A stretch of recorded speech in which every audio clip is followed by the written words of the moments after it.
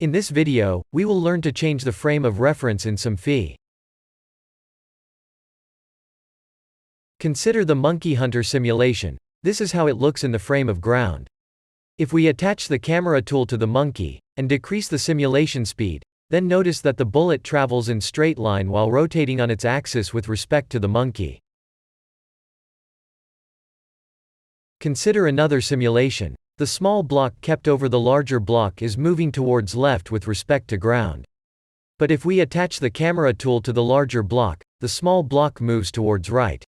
This is happening because of the pseudo-force acting on it, which is evident using the FBD tool.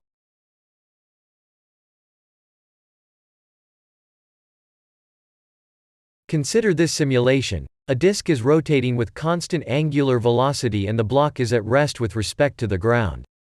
Now attach camera to the rotating disk, and check the Allow Rotation checkbox from the subtoolbar.